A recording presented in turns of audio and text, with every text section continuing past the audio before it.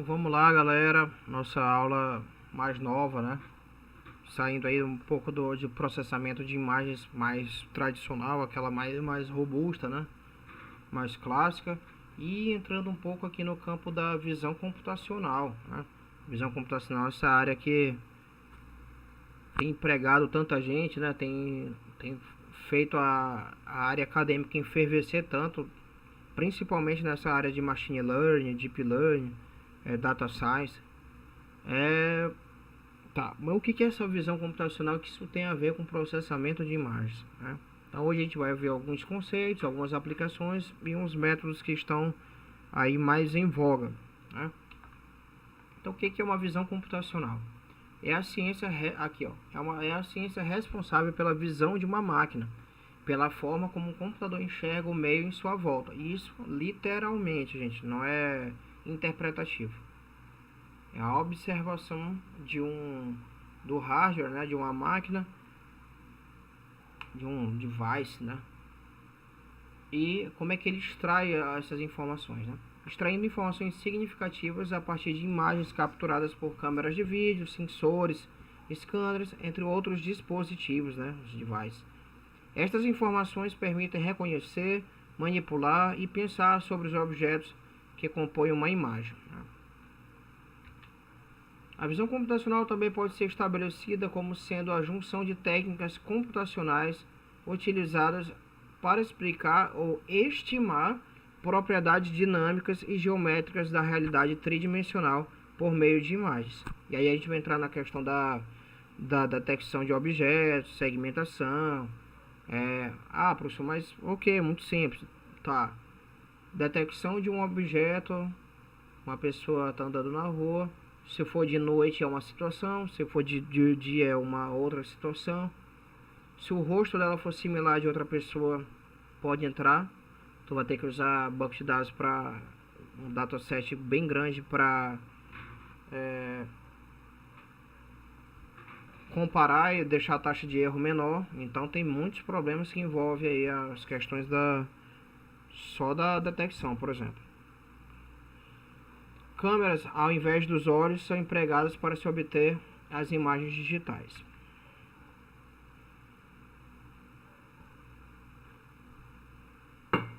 E o que compõe a visão computacional? O campo de reconhecimento de padrões, além do mais, é o grande objetivo da visão computacional: reconhecer padrões. Padrões em um movimento, né, no movimento de uma pessoa, numa corrida. Padrões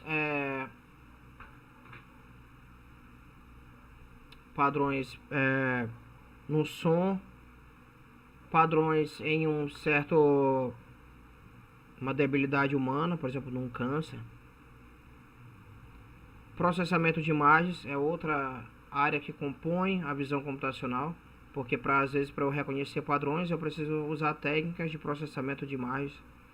A inteligência artificial, né, através dos treinamentos, né, dos algoritmos que fazem treinamentos de dado, de amostra, e compara com outras amostras. O processamento de sinais, caso eu tenha que reconhecer padrões em ruídos, ou se ele tem mais decíbeis ou menos decíbeis, entre outras, a matemática e a física. Uma situação é que a visão computacional utiliza a inteligência artificial, né? Ok? E dentro da inteligência artificial, a visão computacional trabalha muito com o que a gente chama de aprendizado de máquina. E falando assim, sem decorar, sem muitos conceitos, a aprendizagem de máquina, gente, é uma gama, né, uma família, é um conjunto de conceitos ou concepções que a gente tem de algoritmos que aprendem um certo método para extrair padrões. Aí eu vou ensinar o meu algoritmo a detectar rosto de pessoas que são brancas, negras, ou de feições orientais e feições indígenas.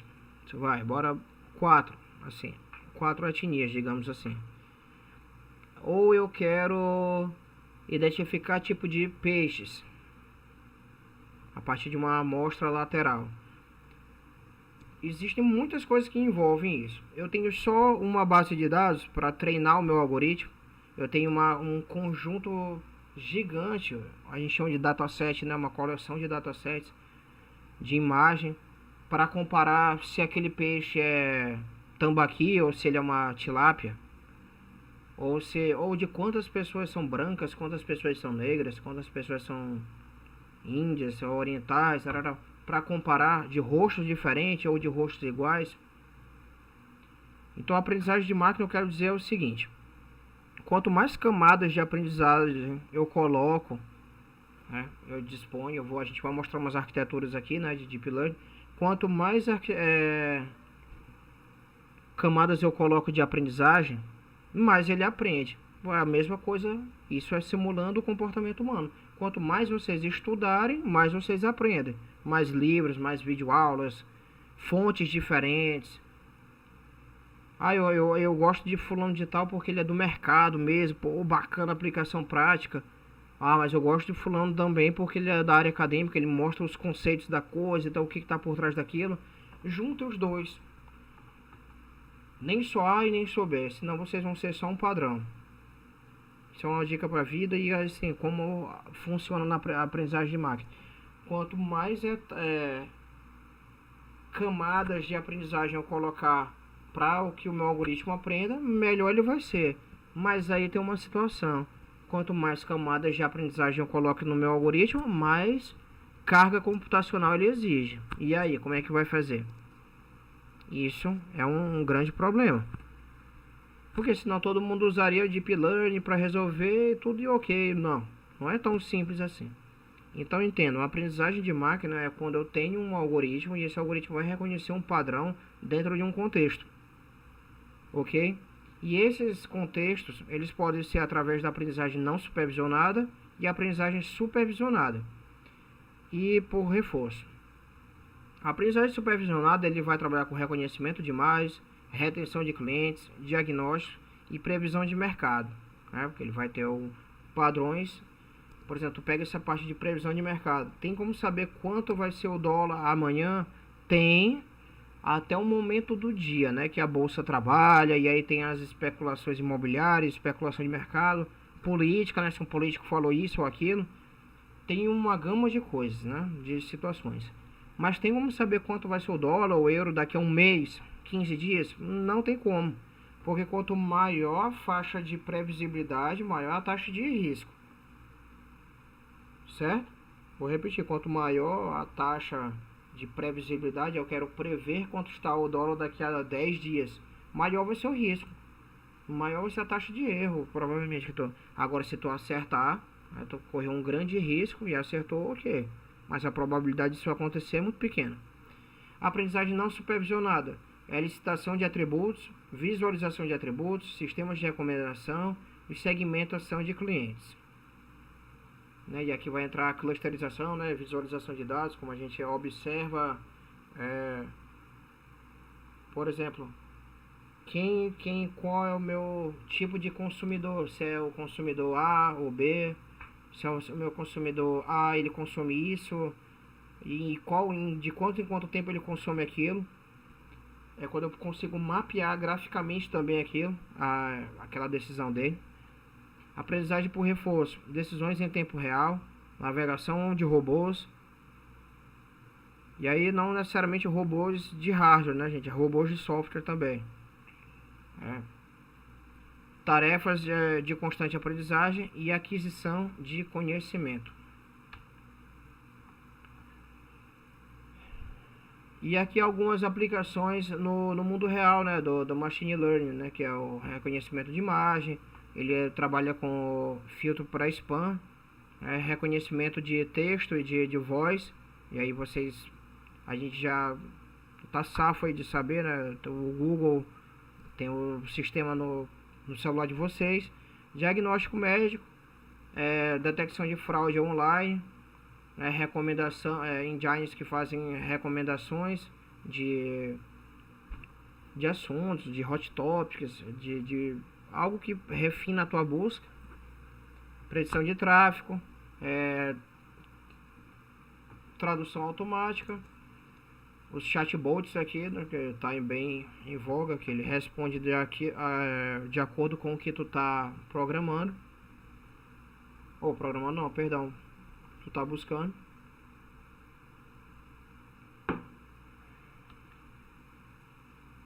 E quais são os processos envolvidos no aprendizado de máquina? Nós temos a coleta de dados, né? O que é a coleta de dados? É quando muita gente que participa de competições de machine learning, deep learning, enfim, a galera já trabalha só com a aplicação da técnica e já tem um dataset pronto.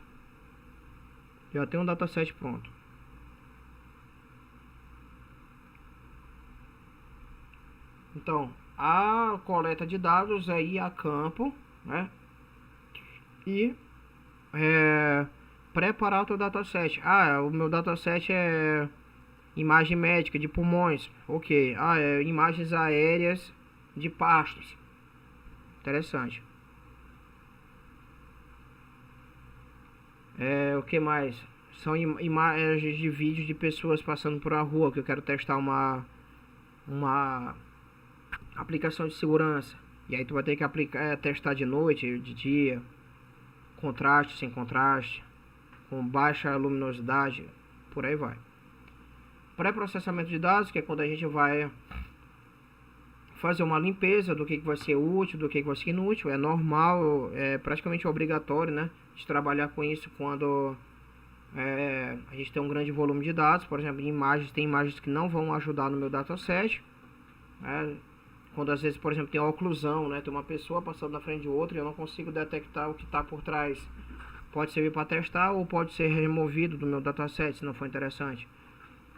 Vídeo do pasto, né, o drone observando um pasto e eu quero aplicar via visão computacional o que está gasto, o que está deteriorado, o que não está.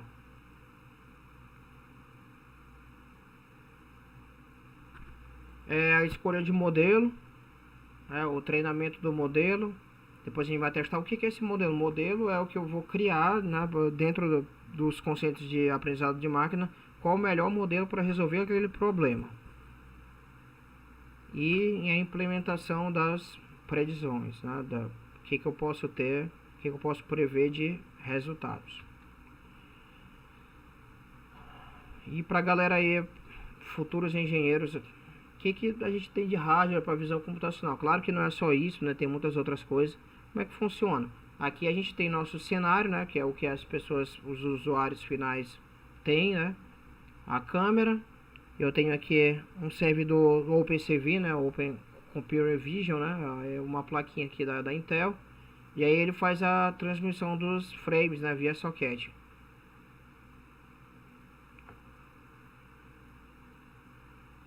Aqui é uma visão computacional a nível baixo. Como é que acontece a visão computacional? Basicamente, nós temos uma câmera que ela faz a captação de uma... Eu não sei o quanto está aberta aqui a imagem, né? Mas vamos supor que seja aqui assim. E aí temos uma iluminação. A gente tem que entender que iluminação, quando a gente vai trabalhar com captura de vídeo, imagem em tempo real ou não, que a iluminação influencia muito. Se ela é natural, se ela é artificial, se tem ou se não tem. E é basicamente assim que ela funciona. Tem uma câmera capturando algo. Aqui nós temos a detecção de pontos de interesse. Tudo que ele identifica como borda, né, ele está detectando.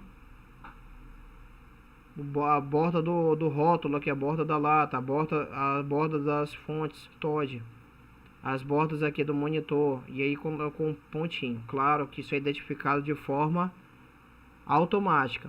E aí vocês percebem que quando ele vai fazer esse teste em uma imagem em escala de cinza, já piora a identificação aqui. Por quê? Porque a tonalidade em nível de cinza, o threshold é mais difícil de identificar, né? É mais complexo. Porque o que é pouco cinza e muito cinza é bem mais complexo de identificar do que é vermelho que é azul. O nível de pixel é diferente, a profundidade da matriz também é diferente. Tudo influencia para que seja um processamento mais leve, né, na escala de cinza mais leve, mas mais complexo de identificar de forma automática.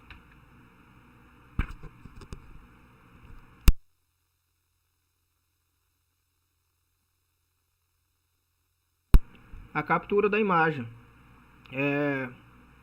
Aqui os parâmetros fundamentais, que é o tamanho do sensor, né, para quem vai trabalhar nessa área de hardware. E aqui a gente tem a matriz, né, que tem a primeira camada de um vídeo, de uma imagem, e aí ele vai descendo, né, cada frame de vídeo é como se fosse uma imagem, né, recortada, e aí ele vai ser dividido, compreendido, né, como uma matriz.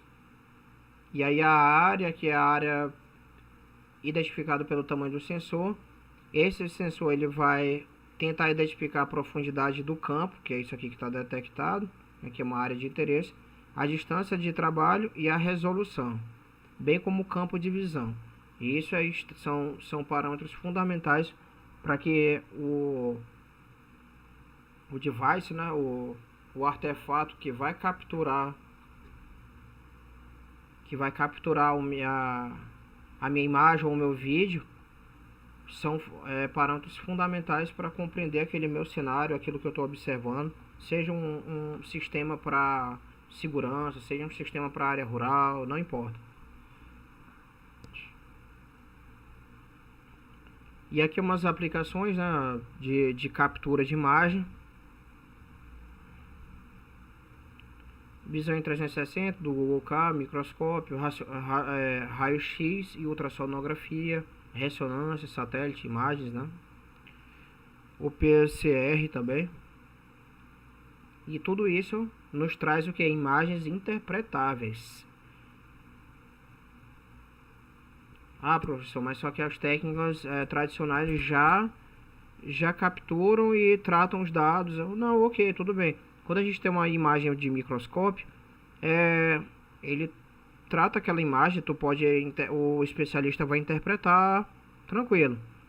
Só tem um problema, se ele tiver 10.000 amostras, ele vai ter como interpretar em quanto tempo aquelas 10.000 amostras? Isso que eu quero que vocês pensem. Um médico consegue identificar tranquilo 10.000 sei lá, melanomas na pele, ou 10.000 imagens com câncer de pulmão, com certeza. Ele consegue identificar em e em 10.000 também.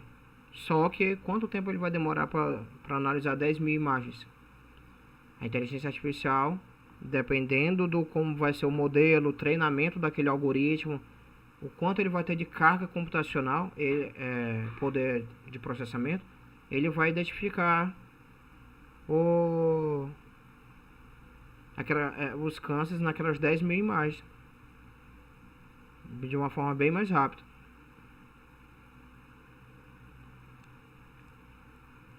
Como ocorre a concepção de uma visão computacional? A gente tem uma imagem, nós temos a aquisição dela, o processamento dessa imagem, né, entender o que é a escala dela, os tons de cinza, o que a gente vai compreender como profundidade ou primeiro plano.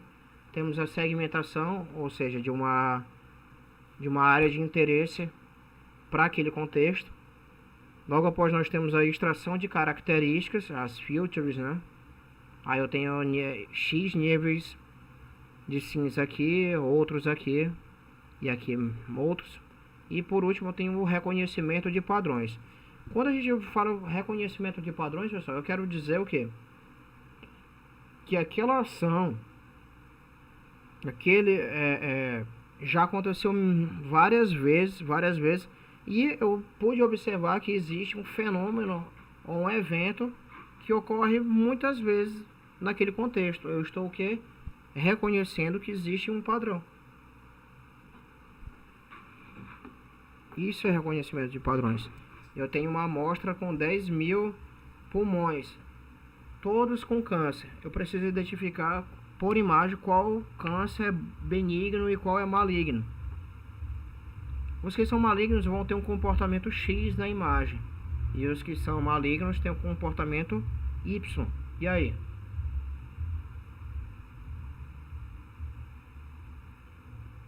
Essa é a ideia. Alguns trabalhos pioneiros, né? Roberts, 1963, propôs os primeiros detectores de borda em sua tese defendida no MIT. E aí vocês parem para pensar, pô, detectar a borda de uma imagem. Cara, isso é bobo. Bobo hoje. Mas só olhem bem para a imagem. O que definiria o que é uma borda? Ah, professor, aqui no caso seria porque essa imagem aqui é muito mais escura que o plano de fundo. Concordo contigo. Agora se essa cor aqui fosse muito mais escura, explicar para um algoritmo que aqui é a borda, que aqui começa uma imagem e termina outra, sendo que é uma imagem 2D, está dentro de um mesmo plano, é absurdamente complexo isso. Porque tem interpretação do nível de pixel e da questão da continuidade de imagem. Ele entender que esse pixel entender que isso aqui tem que continuar sem ruído, né, sem erro, não é fácil. Haralick et al. Né, propuseram as matrizes de co-ocorrência para a classificação de textura. Aí já é quando tem uma espécie de salto, né? O que é mais complexo ainda, porque ele delimita a borda e ainda testa se tem alguma textura, né? Algum salto ali na imagem, uma espécie de volume. Dalgman apresentou modelos matemáticos bidimensionais, filtros de Gabor, para simular o comportamento de campos respectivos do córtex visual. Kanye, e esse algoritmo do Kanye é usado até hoje muito, propôs um algoritmo pioneiro para a detecção de bordas com alta tolerância de ruídos. Ou seja, com alta tolerância de ruídos é aqui, ó. Essa imagem aqui talvez não seja tão complexo de identificar as bordas, mas se aqui fosse muito mais escuro, aproximando dessa imagem aqui, torna mais complexo. Então, é isso que ele sanou aqui em 86, alguns anos após, né, esse primeiro trabalho de detecção de borda. Caso propuseram os modelos de contorno ativo. Mulford e Shah desenvolveram um algoritmo de segmentação em regiões por meio de minimização de um funcional. E Viola e Jones é usado até hoje. Esse trabalho é muito utilizado. Podem procurar, bota assim, Segmentation, Deep Learning, Segmentation, Machine Learning, Automatic Segmentation. Vocês vão encontrar essa referência aqui, ó. Viola e Jones, 2004, propuseram algoritmos para o desafiador problema de reconhecimento facial. E aí, a partir desse trabalho de reconhecimento facial, muitos outros vieram. Reconhecimento de tumor, de buraco em estrada, muita coisa. Porque a galera usou o mesmo princípio. A face está aqui, ó, aqui tem um volume para frente, ó. A imagem está sendo detectada daqui, ó. Então, ó, o volume está para frente. E aqui na cavidade da gente o volume está para trás. Extremamente complexa a implementação. Hoje já está mais fácil, porque as bibliotecas já traz tudo pronto, tal, mas inicialmente não. Love desenvolveu um poderoso algoritmo para a extração de características invariantes de uma imagem que permite o match entre objetos de diferentes perspectivas. E aí ele trabalha com aquela técnica de combinação. Se essa imagem e essa completam, então ele pode detectar a borda desse, é o match. Então aqui, ó, a gente vai assistir um vídeo aqui que vai falar sobre a gente vai começar essa etapa aqui das aplicações de inovação, mas só que antes que eu fale sobre isso, a gente vai ver aqui o vídeo e logo após eu vou mostrar para vocês dentro da detecção de face, de pessoas andando na rua, qualquer tipo de detecção, segmentação e localização, eles vão trabalhar muito com isso aqui, né? Que é a área que é obstruída e a área que por exemplo, uma pessoa está andando e outra passa por trás. Será que eu vou conseguir identificar a pessoa que passou por trás da outra? Se tem uma oclusão? eu estou identificando o movimento ou a pessoa. A gente vai usar muito essa questão da área do overlap e a área da união, né? Aqui do union. O que vai ser concatenado e o que vai ser desassociado na imagem. Quando eu tenho uma imagem, o que eu vou extrair de característica e o que não é. O que é a área positiva e o que é a área negativa e como isso consome no processamento. Então vamos lá. Computer vision.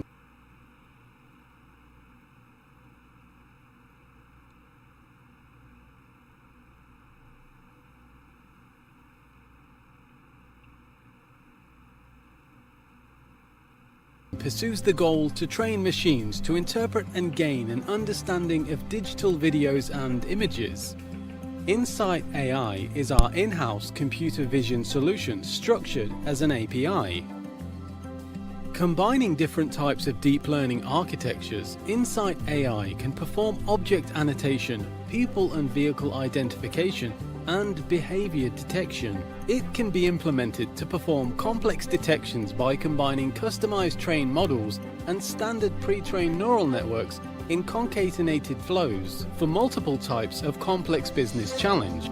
By using the Insight AI training platform, it is possible to build your own customized neural networks, choosing and assembling the input training datasets, monitoring the performance matrix, and setting up data feedback loops labeled and reviewed by humans. Let us share some powerful use cases that illustrate Insight AI flexibility.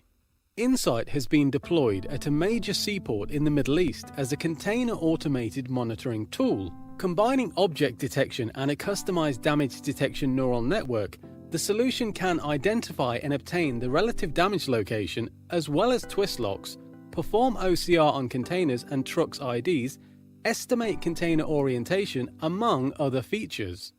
Using a change detection neural net, the solution has been used to monitor changes on satellite images. From deforestation tracking to new construction spotting, including environmental changes, Insight AI is able to abstract the relevant changes beyond the image resolution and the lighting conditions.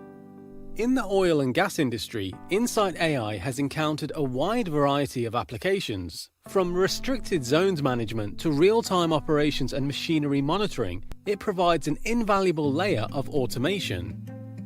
Emotion detection and demographics estimation has been very useful as an analytics tool in the retail industry. From evaluating customer satisfaction to understanding in-store buyers' behavior, Insight AI has helped the businesses to create powerful, real-time analytics about their customers and its segmentation. By implementing automated PPE compliance monitoring, Insight AI has provided a beneficial tool to the HSE teams in a large variety of industries. The capability to intervene timely has proven to help diminish the accident rates and their consequences, saving lives and resources. Insight AI customized trained models have shown exceptional value for industrial inspections. Its capability to be deployed on a large variety of scenarios from drone feeds to wearable video streams has optimized the inspector's specialized activities. Applying Insight AI capabilities to drone feeds brings drone-powered services to a whole new level. Operational awareness missions acquire a new dimension from monitoring traffic to controlling crowds. Real-time analytics provide drone operators with new vital tools on field missions. License plate recognition is propelled to a new level by adding the capability to identify vehicle color, make, model and year, as well as estimating vehicle orientation in spaces, providing new analytics for vehicle tracking and monitoring.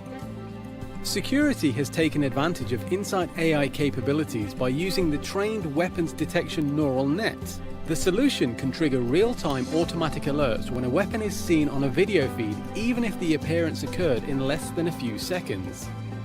Finally, our latest developments that have proven to be extremely useful for the return to normality in post-lockdown scenarios: face mask compliance. Insight AI can monitor if subjects are wearing masks and trigger an automated alert when someone is seen without one.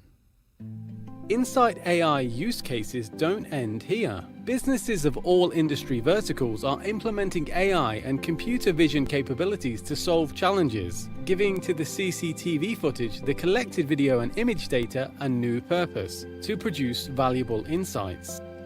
You can test some of our features now. Follow the link and Então, pessoal, basicamente é um produto, né? É um software que aplica muitas técnicas de visão computacional. Espero que vocês tenham achado interessante. E aí vocês observam que em um dado momento ele identifica ser humano, guardado, né, salvo, os que estão de capacete, e a certa hora apareceu uma moça lá e aí ele falava assim, humano, mas não está salvo, porque está sem um capacete. Então ele considera que aquele que está de capacete está protegido, né, safety, né.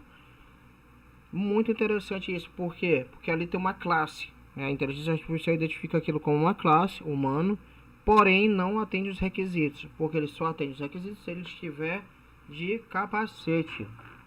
Então, claro, você precisa explicar para o teu algoritmo o que é um capacete, né? Aí a gente cria o que é o ground truth group, né? A gente vai precisar explicar que o capacete tem aquele formato, aquela cor, e que ele, claro, é usado na cabeça. E, por exemplo, não sei, né, se eles fariam esse teste. Se a pessoa colocar o humano sem o capacete, mas o capacete estivesse aqui no braço, a pessoa carregando, será que ele vai considerar protegido? Porque ele pode considerar a inteligência artificial. Se estiver o capacete na cabeça, é protegido. Se não... Então, basicamente, é isso aqui que acontece, né? Se eu vou associar a imagem ou se eu vou desassociar, e o que eu tenho de região interessante. Quando eu trabalho com... Deixa eu ver aqui uma... Quando eu trabalho com detecção beyond de the image imagem... resolution and the lighting conditions. Perform OCR on containers and trucks IDs, estimate container orientation, among other features. Using a change detection neural net, segmentation. Quando eu trabalho com detecção de imagem, segmentação, localização, que a gente vai ver mais na frente, aí ele vai medir o humor aqui dela, né? Pela felicidade, porque tem um sorriso, ok. Isso aqui é a minha área positiva, e tudo que está dentro da bound box, que é essa caixa da alimentadora, e não nos interessa, está sendo computado. Isso gasta um processamento de máquina, mas não é de interesse, não trabalha, não ajuda em nada no reconhecimento facial. Ou se estiver detectando uma pessoa andando, né? Eu tenho uma bound box, né? Um retângulo em volta da pessoa. Tudo aquilo que é a pessoa ou é o sorriso é interessante para reconhecer um padrão. Mas tudo aquilo que serve para detectar o padrão e está dentro da bound box é a que a gente chama de área positiva. Tudo aquilo que está dentro da bound box e não me ajuda em nada é chamado de área negativa. Porque tudo isso aqui está sendo computado no final das contas. Porque ela está sorrindo, então ele poderia considerar o happiness muito mais alto, mas ele, como computa tudo isso aqui, ó, já diminui, porque não há sorriso, não há reconhecimento de padrão que identifique como sorriso aqui fora. Então, por isso que a segmentação semântica, ela não ia considerar nada disso, só o sorriso. Se tem ou se não tem um sorriso e como está o sorriso. É muito mais preciso, mas é muito mais custoso para o processamento de máquina. Ops. AI has Ó, isso aqui, ó. Aqui o capacete está só aqui. E aqui tudo que está dentro da bound box, mas não é capacete, é a área negativa. O reconhecimento por íris é outra aplicação aqui do lado. É outra aplicação muito utilizada, né? Aqui mais pelo processamento de imagem convencional, né? Que vocês já passaram. Pode aplicar threshold, N técnicas, né? Para descobrir, por exemplo, alguma espécie de patologia. Se é glaucoma, se não é. Identificar anormalidades em uma íris é uma técnica super interessante e pode-se também utilizar a visão computacional para isso.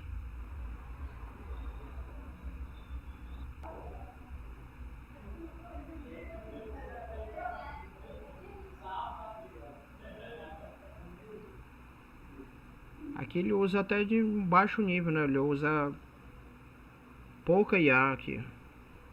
Ele trabalha com treinamento básico até. Ele vai trabalhar com a localização da íris, né? Vai ter que trabalhar com escala de cinza. Por quê? Para que o foco esteja exclusivamente aqui, ó. E desconsiderar cílio, a parte branca aqui, a parte de baixo do olho. Por isso a segmentação trabalha tanto com a escala de cinza.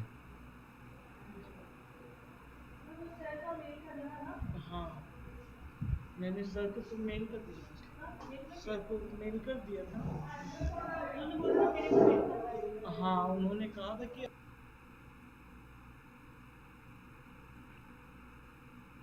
Aqui ele está calculando as interações para segmentar, de segmentação em relação a íris.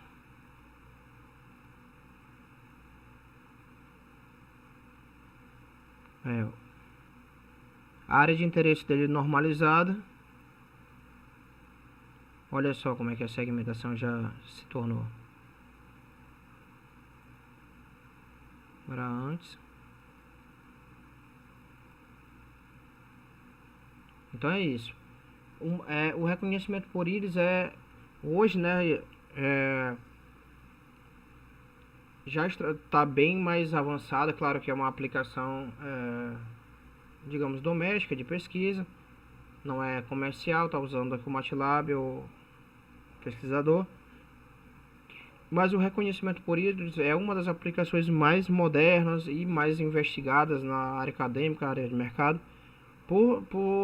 A íris é uma espécie de identificação única também, né? E por a íris identificar muitas doenças, não só oculares, né? Os médicos costumam dizer que os olhos é uma das que dá um dos primeiros sinais de várias doenças, até cardíacas, né? A pressão ocular diz muita coisa.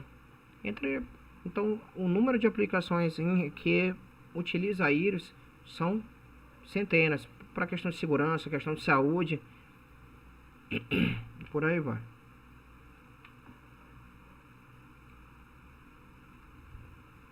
E aqui, pessoal, a gente tem eu trouxe para vocês, que é a galera engenharia, uma aplicação de robótica utilizando visão computacional, só que é uma aplicação de alto nível, né? Diferente das que a gente mostrou aqui. Todas essas aqui, essa daqui é de alto nível, mas são possíveis, né? Tudo aqui que foi mostrado. Detecção de pessoas e categorizar se ele está de máscara, se ele não está, se ele está de capacete, se ele não está. Reconhecimento facial, reconhecimento de íris, mas essa daqui já é de alto nível, que a gente chama, né? Mas aí pode despertar os olhares. The individual robotic intelligence system, IRIS, is an ultra-lightweight, hand-carried, rapidly deployable, ruggedized, and affordable unmanned ISR ground platform. The IRIS can be deployed into any environment to provide operators with immediate, unparalleled situational awareness. The IRIS is intuitively controlled by the RockU5 or any Android smartphone.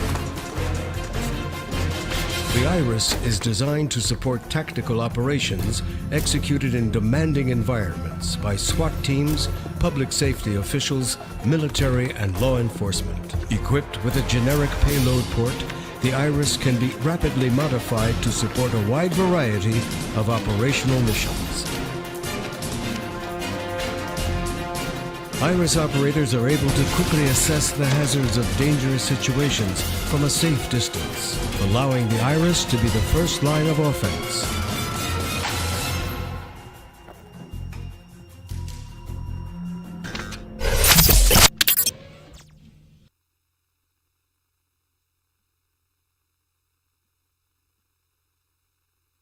Interessante, né, pessoal? Ele trabalha com terrenos, né, identificação. Aqui algo extremamente interessante, mais possível do que esse anterior que a gente mostrou. Esse anterior é para mostrar o nível que a visão computacional já se encontra. E aqui é algo até que eu trabalhei na minha tese e tudo. Como é que acontece quando a gente quer segmentar algo de forma automática, e como é que a gente precisa criar um dataset, né? Para que eu reconheça um padrão, eu preciso dizer para o meu algoritmo qual é o padrão que eu quero reconhecer, né? E como é que acontece isso? Eu preciso trabalhar com anotações na imagem para extrair um dataset. Sempre que tiver esse comportamento aqui, eu quero que extraia. Agora imaginem só. Essa aqui é a anotação da patologia feita pelo médico, pelo profissional, pelo expert da área. E aqui é o modelo de Deep Learning fazendo aquela mesma anotação de forma automática. Aqui a gente tem como ela foi feita pelo profissional, e aqui ela reconhecendo de forma automática essa mesma imagem. Pode ver que aqui tem não tem um vermelho, aqui já tem, ou seja, o nível de acurácia já foi menor, o nível de confiabilidade já caiu um pouco, e aqui tem um pouco de vermelho, e aqui também não tem. Mas vocês podem observar que é praticamente igual, né? A mesma coisa aqui, ó, tem uma ilha aqui azul, aqui também. Essa parte aqui tá mais vermelha, tem um vão aqui, e aqui também tem. A mesma coisa aqui, ó, essa área aqui da anotação, a mesma área aqui. Aqui nós temos 3 vezes vermelho aqui na anotação manual, e na automática nós temos 1, 2, 3 aqui, ó. Aqui o verde já se perdeu, já foi identificado menor, né? Teve uma acurácia menor, aqui a anotação está bem maior. Mas a ideia é basicamente isso, que os modelos de machine learning para visão computacional, ele reconhece padrões baseados no que tu passa para o teu modelo. Agora, a situação é, quanto mais camadas de aprendizagem eu tiver, melhor vai ser a aprendizagem, como nós humanos. Só que, para tu ler 10 livros, tu precisa de tempo, precisa de um certo desgaste, né? Tu precisa se dedicar a isso. A mesma coisa é um algoritmo de Deep Learning. Ele vai precisar de tempo, vai precisar de processamento. Então, ele vai, quanto mais ele treinar essa anotação, que essa anotação aqui amarela e vermelha é dessa forma, melhor ele vai chegar até um ponto ótimo, né? Considerado uma acurácia interessante. E aí temos muitas aplicações aqui. Eu estou não só detectando isso aqui, é a área positiva, o caminhão, e a área negativa, o que está dentro do bound box, só que já não é caminhão. Ah, professor, então por que isso aqui é área negativa também? Não está dentro da bound box. Mas tudo que está aqui dentro da bound box, ele está calculando no momento do reconhecimento. Porque imagina só o algoritmo ter que identificar que isso aqui é uma borda, que isso aqui é azul e é um caminhão, mas aqui é apenas chão, estrada, e não é o caminhão. Então conta e reduz um pouco da precisão. Mas o objetivo aqui não é segmentar, o objetivo aqui é detectar e reconhecer. A moto amarela, então, o machine learning, né, para visão computacional, ele trabalha muito com a questão de identificação e colocar o que? Um rótulo e uma classe para ele. E é um humano que está observando isso? Não, é uma câmera que está observando isso aqui em tempo real. Por isso não é um algoritmo simples de machine learning, é machine learning com visão computacional, porque é uma câmera que está extraindo essas imagens aqui em tempo real. A mesma coisa aqui embaixo. Só que aqui embaixo a gente está só detectando caos, não estamos colocando etiquetas e rotulando a minha classe. O machine learning, a visão computacional também é interessante para essa questão de controle de pragas e qualidade, para quem trabalha nessa área agro, área botânica também. E aí a gente vê como ele consegue identificar todas as folhas que têm uma certa deteriorização, né? As que não tem, não estão com bound box. Algumas têm um buraquinho aqui, mas não foi identificada. E é claro, quanto mais aquele modelo for treinado, melhor ele vai identificar. Quanto mais rodadas de treinamento. Aqui a gente vai trabalhar com a detecção de borda mais antiga, dizemos assim, ela passa por uma primeira etapa para que depois etapas mais complexas sejam implementadas, né? Tu não pode trabalhar com essa questão da identificação da textura da textura, se há claridade, se não há claridade, se ela é artificial ou não, profundidade em elementos, se não trabalhar com técnicas básicas, né? Até porque se a gente implementar uma técnica complexa sem pré-processar um dataset, sem limpar o dataset, por exemplo, ou aplicar técnicas previamente mais simples antes das mais complexas, é até possível, mas só que o nível de acurácia vai cair bastante e o poder de processamento vai continuar alto. Outras aplicações interessantes é a questão da limpeza de ruído, né, de imagem, né? Aqui a gente tem essa mesma imagem, só que com alto ruído. Filtros, né, que é interessante para a questão de marketing, né, para alguns perfis, né? Estimação de pose, isso é interessante principalmente para aquelas áreas de análise de desempenho no esporte, né? Aquele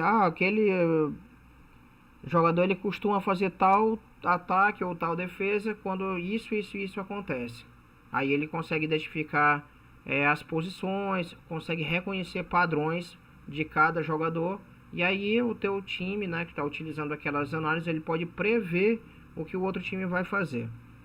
Aqui no salto, né, identificando tudo que é a área do saltador.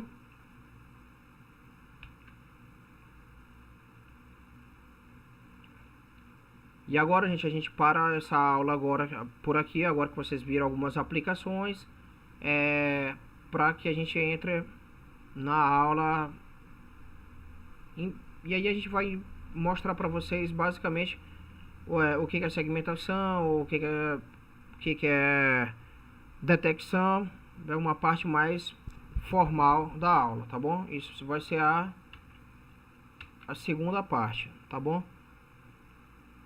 Apesar de ser curto, digamos assim, é algo mais formal. A gente vai mostrar como é que funciona essas camadas aqui. E aí vocês podem ver que vou ter que explicar o que é convolução, o que é o loop, input de dados, o que são essas camadas aqui. Então, para que não fique algo tão maçante, digamos assim, eu vou deixar isso aqui para uma aula 2. E aí eu vou comentar os algoritmos mais conhecidos, tá bom? Então, até a aula 2.